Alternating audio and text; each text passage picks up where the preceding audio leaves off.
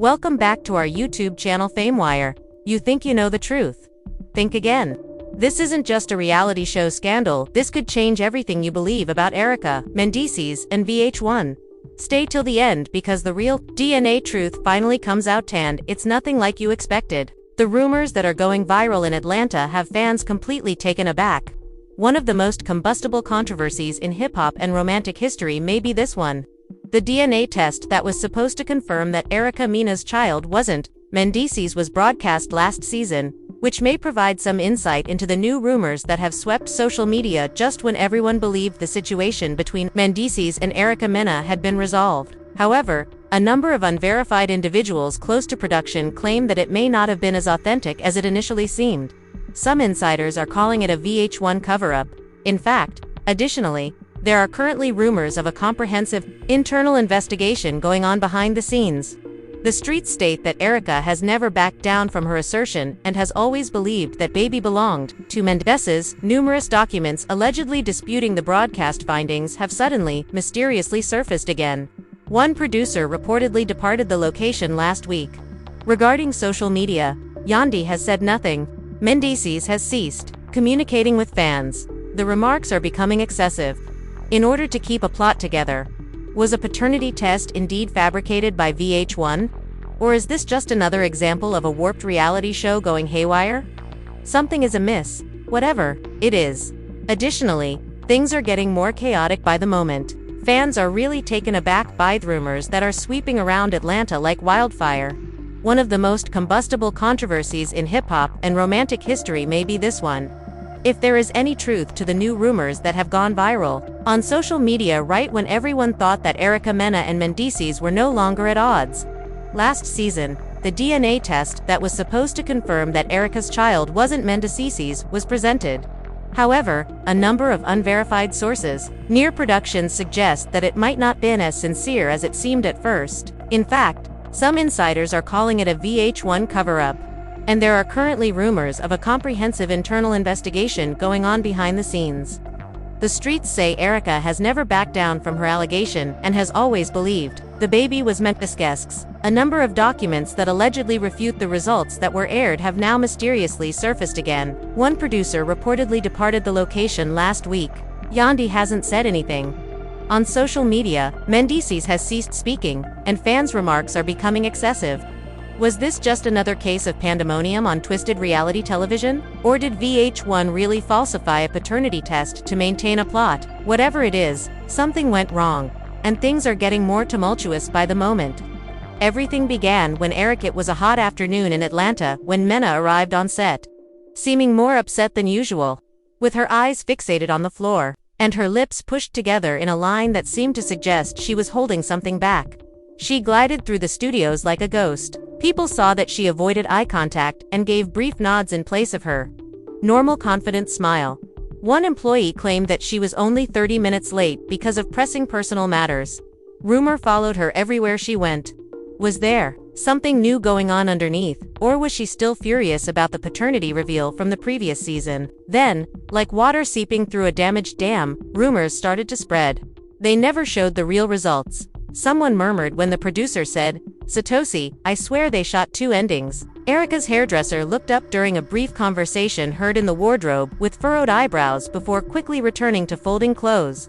The stylist almost dropped a stack of scripts and later ran into the assistant producer in the hallway, one in which Yandy won, and another in which she lost, as though everyone had just realized they were players in a very real-life drama rather than actors in a produced reality.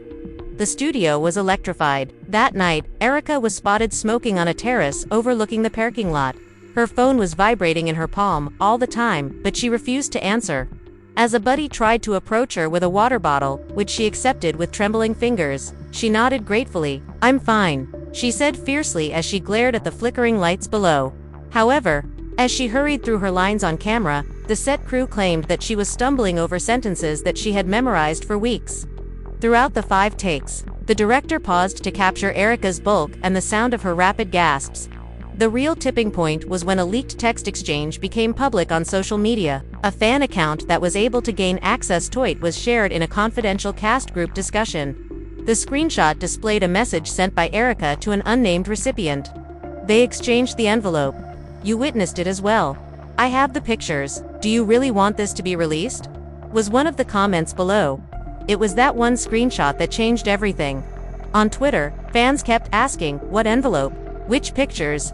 Did the producers conspire to conceal the truth, or did Erica know it all along? As the hashtag defraud went viral, thousands of users wanted answers. In the days that followed, the production office became a battleground of leaking memos and heated meetings. One background check revealed that she saw a contentious private discussion between Mona Scott-Young and the head of legal affairs. Voices were shouted, hands waved impatiently, documents were slapped onto tables. It was like a poor game of poker, the source said, with both sides trying to bluff each other into folding. Meanwhile, Erica retreated inside her caravan for hours at a time, only emerging to film her confessions. She had a pale face, glassy eyes, and a hollow voice that made her feel as though she were reliving an inevitable nightmare. Yandy was oddly quiet after sharing family photos and commercial content on social media. Producers initially thought she was on vacation, maybe to focus on her own well-being. But when fans saw she hadn't tweeted in over 48 hours, rumors started to spread. But just when you think it can't get messy, a secret group chat leaks. A mysterious envelope, 2 endings filmed, and now, even Erica's lawyer is ready to sue. Still think this is just TV? Was Yandy involved in the dispute? Was she a spokesperson for Mand? Did she know that the DNA test was a hoax, or worse? The solitude of her camp only intensified the passion. Whether her silence was a deliberate move or a sign that there was more, there was disagreement over important matters. Mendeecees became a ghost among analysts. In addition to declining a guest appearance on a talk program promoting the forthcoming season, he skipped a scheduled podcast recording and his customary late-night live broadcast. It was only a little Instagram post that said, "Back soon." Fans pay special attention to every detail of the post, including the filter used, phrase choice, and background illumination. Conspiracy programs claim to have seen a conspiracy after analyzing the video. Frame by frame, concealed packet on a nearby table. The theory spread like wildfire. The situation was set up for an off-camera brawl that would drastically alter the plot, whether it was genuine or imagined. On the morning of a pivotal group scene, Erica hurried onto the set, her eyes welling with tears. She shook her finger and went up to a producer, demanding to know why she was shown a result that made her look delusional. The sound was temporarily muted even while the cameras were recording, leaving only hushed cries and irate murmurs. "You lied to me in bits and pieces. I had faith in you. Furthermore, where is my actual DNA test?" Were captured by a boom microphone. Before the scenario's conclusion and the sudden interruption of the transmission, hazy fan websites were posted recordings of the fight taken overnight. And even with the poor sound quality, the ferocity was audible. Yandy's kind attempts at comfort were hardly audible over Erica's voice, which shattered with hurt and anger. Some viewers saw it as a plea for justice, while others thought it was a publicity stunt. But the result was the same. The controversy surrounding Erica's pregnancy allegation overshadowed every teaser and promotional video for the upcoming reunion show. After identifying a crisis and an opportunity, network management reportedly carried out an internal content audit of the DNA program. They assembled a team of reviewers to compare the broadcast video with the master tape kept in the studio vault. There were serious consequences, including potential legal exposure, a breach of audience trust, and a plot devoid of plausibility. If the results of those videos were different, the term audit spread like wildfire, adding another dimension of drama. Fans speculated that if VH1 admitted the deception, the season's climax would be ruined.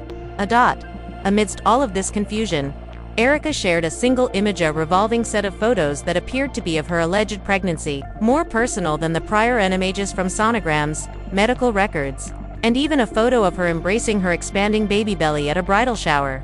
Her caption read, "I never wanted to air my truth like this, but y'all deserve to know what's real." The reaction was immediate, with devoted supporters applauding her, skeptics viciously criticizing her, and an unending barrage of comments casting doubt on the authenticity of each picture. The stakes were higher than they had ever been, so the first part of our drama ended with more questions than answers. When a simple paternity plot turned into a full-fledged scandal, fans' opinions of their favorite show suffered greatly. The mystery was only made more intriguing by the primary character's silence, which left viewers hovering like vultures, hungry for every bit of information. In the calm after the storm, Erica stood near the eye of the hurricane, watching to see which way the winds might blow next. The atmosphere on site shifted again when production disclosed an unforeseen alteration to the timetable. A series of grim-faced network administrators greeted the actors and crew in a windowless meeting room after they were told to appear early for a fictitious promotional picture shoot. There were rumors that VH1's legal team wanted to take a closer look at the master tapes since they were so suspicious. Anything that didn't match the DNA was clearly unacceptable to the management. The aired scene would have to be addressed in public. The room felt like a courtroom as everyone waited for testimony. With Yandy at her side, Erica sat at the rear, her gaze fixed on the table and her lips pulled firmly together as if she were about to make a decision. Behind closed doors, Mendeecees was in damage control mode. He reportedly spent hours imprisoned in making earnest admissions in a recording booth for a unique insider segment that might never be released. He denied any involvement in faking the results while choking on camera. His voice cracked with sincerity, despite several crew members whispering that the emotions seemed contrived. Whether authentic or not, his alleged tapes appeared as short snippets posted by anonymous sources. Every one more mysterious than the previous one. I didn't request it.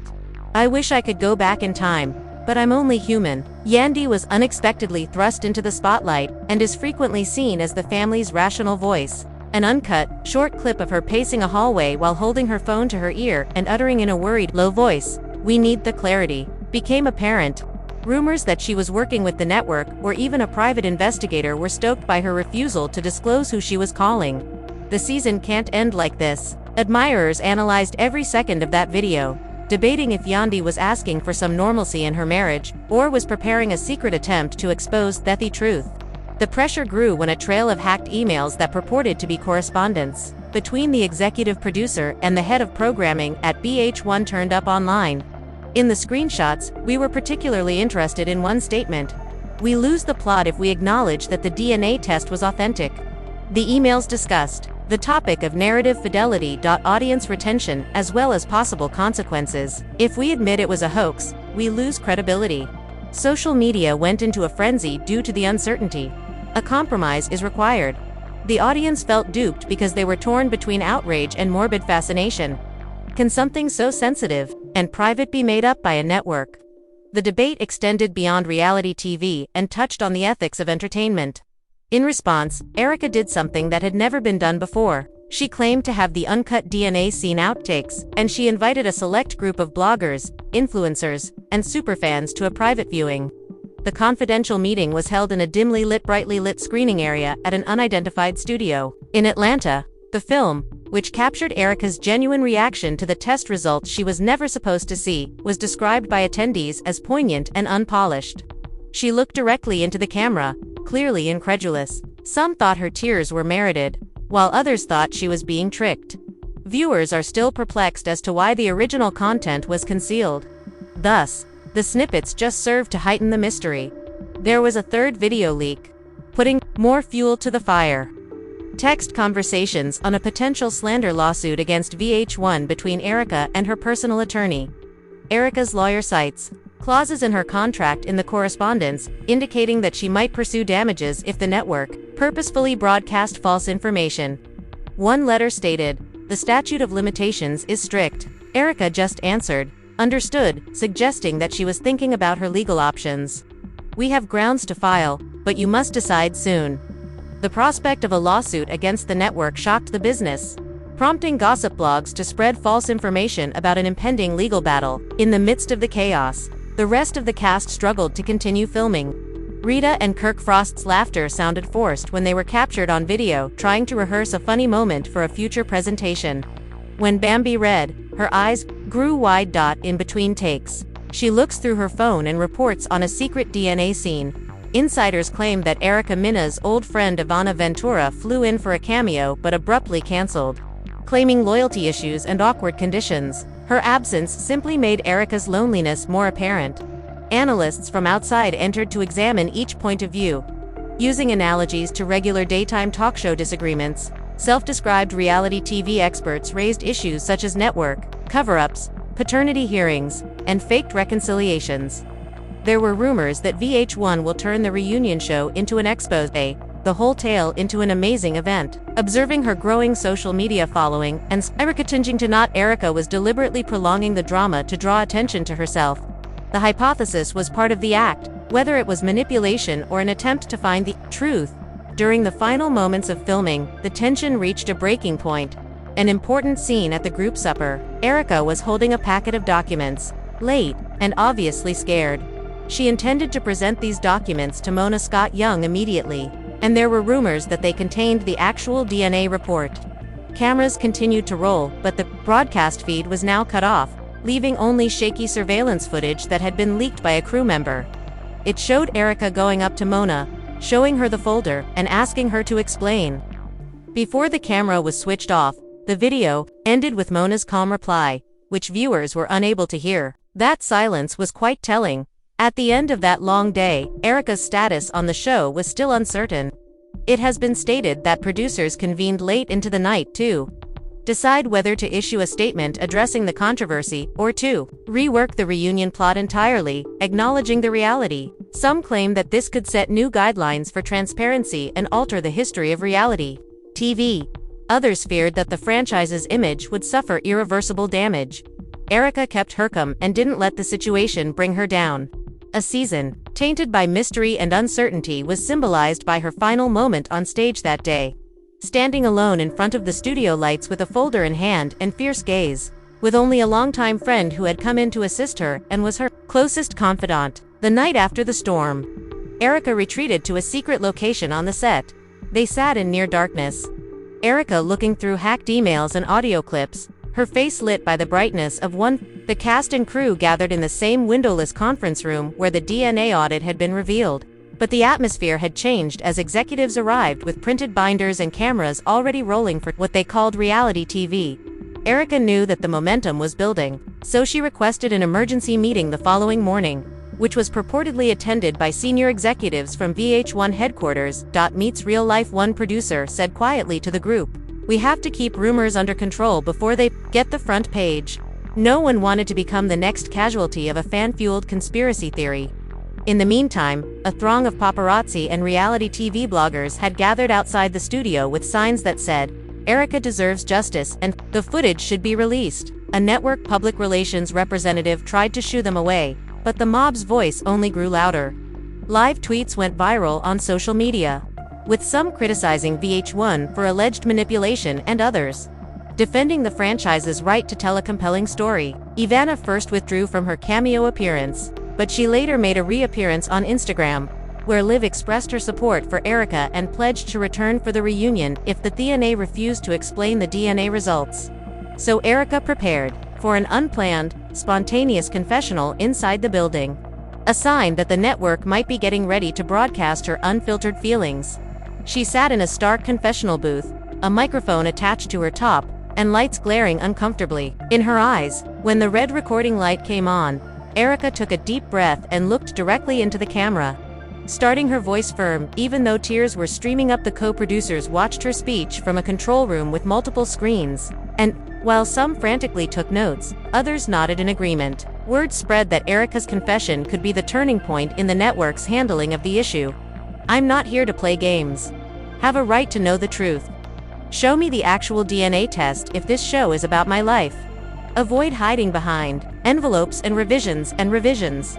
Mendeecees was nowhere to be seen, which fueled speculation that he was preparing to respond, maybe with a sit-down interview with a major talk show or a surprise Instagram live appearance. A mysterious social media account posing as a network insider made a midnight vow to broadcast the full uncut DNA footage hours later. With people speculating about what the video would show, conspiracy channels predicted that, with commentary from a lab technician, it would be shown. Expectations reached a fever pitch, as some predicted it would be inconclusive, with countdown clocks incorporated onto fan websites and reality TV blogs hinting at the biggest twist since paternity test episodes became TV staples. Others predicted it would show Erica's paternity likelihood at nearly 100%.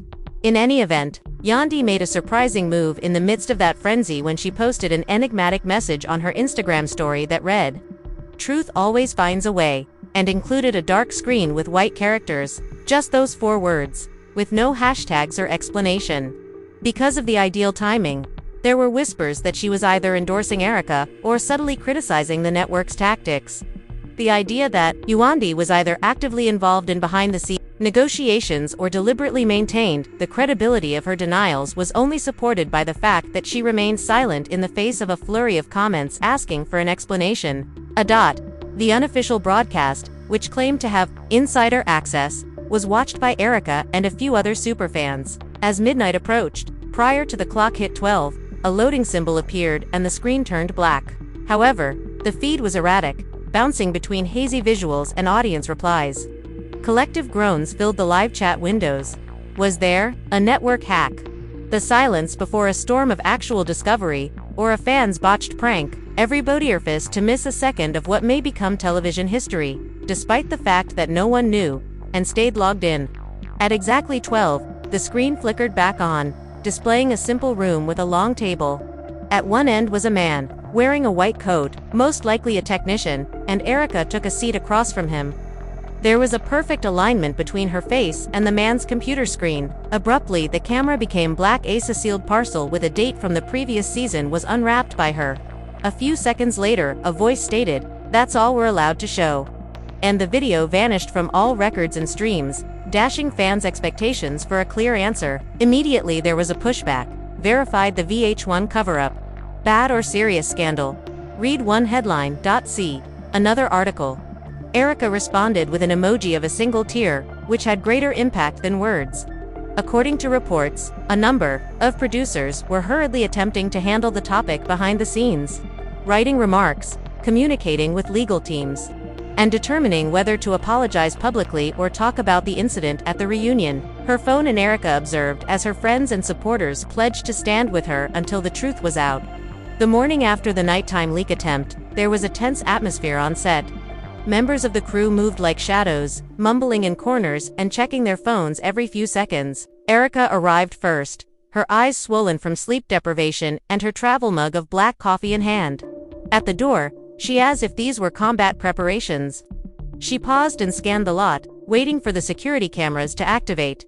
She received a stack of printouts from her assistant that contained social media comments, conspiracy theories, and legal opinions. Erika took a deep breath, opened them, turned the pages, and tucked them into the pocket of her jacket. She entered the stage with a determined gait, ready for whatever the day might bring. In an attempt to deflect attention from the incident, the studio was already filming the first scene of the season finale, which featured an awkward group breakfast. Mendeecees sat at the head of the table, his face drawn, his hands gripping a fork like a lifeline. Yandy waited nearby with a glass of juice and a stiff smile, while Bambi tapped on her phone under the table and glanced around to see if anyone was looking. Kirk and Rosita at the other end, Frost looked at each other anxiously. When the crew called action, Mendeecees forced a giggle to make it seem like nothing was wrong, but his effort was noticeable in the crack in his voice until she confessed. With the lights blazing and the microphone attached to her top, Erika remained off camera. The same booth was where she sat. The network was compelled to this time. She transmitted her comments unchanged. As the red light kept blinking, Ra's lips trembled but her voice stayed steady. "They can't keep rewriting my life, even if they wish to preserve their plot," she remarked quietly, pausing to say, "I came here to share my truth. I'm sick of being deceived by my own show." Back on set, an assistant rushed in with some news. The network's official account had posted a vague statement about reviewing content integrity, which sparked more rumors. "The audience deserves truthfulness. I'm worthy of being honest and I'm prepared to die if this is the hill I must climb." Eric's eyes narrowed, and she motioned for her friend, who had flown in earlier, to join her. They plotted when there were leaks, when Yandy told her enigmatic story, and when production made the confessional edits by comparing timelines on their phones. All the evidence seemed to confirm Erika's suspicion that her reaction scene had been cut, hiding her unfiltered tears, and now the world had to choose which version to believe. When the scene resumed, Mendeecees looked up to see Erika, standing behind the camera, watching him. Their eyes locked for a moment, a silent, historical conversation, and then Erika turned away and walked to her mark, joining the group breakfast sequence, her heels clicking like a ticking clock across the silent studio, signaling the tension. Later that afternoon, a secret meeting took place in a corner office, with the executive producer, head of programming, and legal counsel seated around a long table with Mona Scott-Young. As the director called action again, Rosita attempted a small joke about omelets, but her chuckle was fake, and Kirk looked pityingly at Mendeecees while they discussed the larger drama. The atmosphere was tight, and they invited Erica and her lawyer to come. "We understand your concerns, Erica," Mona said in a calm but firm voice. And Erica's lawyer interrupted, "But we're not here for excuses, but we have contractual obligations, liability issues, and creative considerations. Our customer's reputation is in jeopardy." The documents that were exchanged included plans for damage management, confidentiality agreements, and suggested statements. Erica refused to sign until the actual DNA results were shown, and she watched as they mixed the documents like cards in a poker hand. In the meantime, there was a rally of admirers outside the studio. Reality TV bloggers and superfans held posters demanding transparency.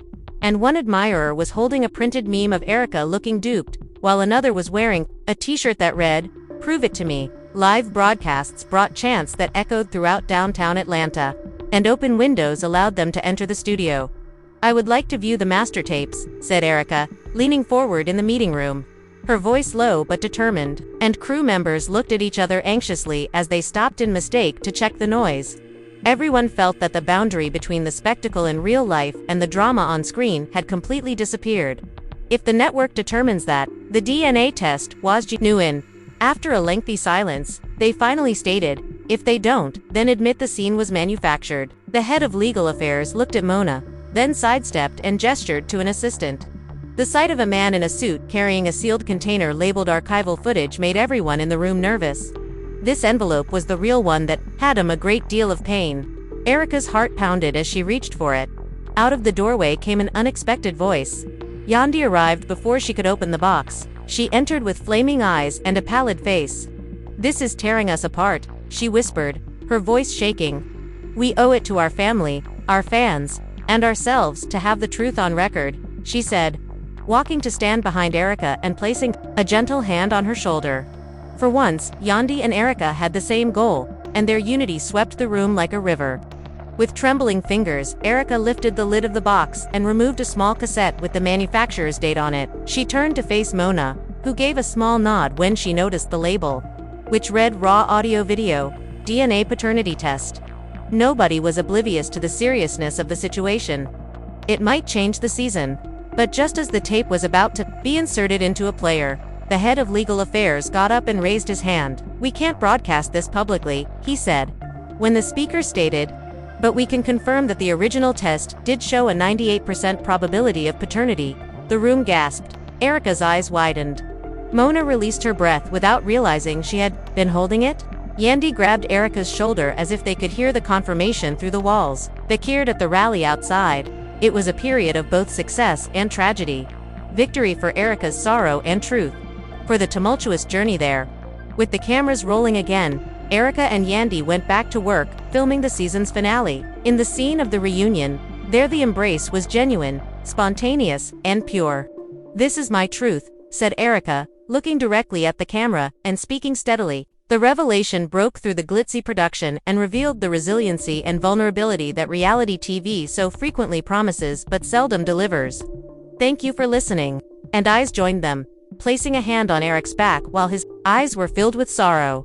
Even though the family was split up, they were together at that moment. By the end of the day, fans were bombarded with leaks that confirmed the 98% percentage, and headlines like "Erica Vindicated" and "VH1 Admits Truth" were widely shared.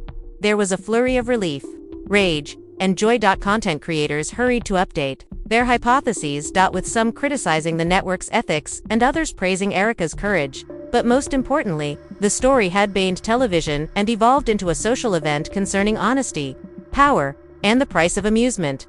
A weary but triumphant Erica emerged from the set as the cameras stopped recording. She thanked Yandy, hugged Mona, and smiled wearily at Mendeecees. She, despite the studio lights being reduced. "I felt noticed for the first time."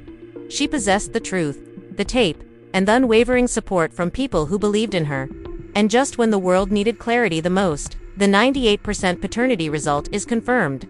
But ask yourself, was this justice, or was this damage control? Drop your thoughts below, and if you want the uncut truth, don't forget to subscribe. because this story, it's far from over.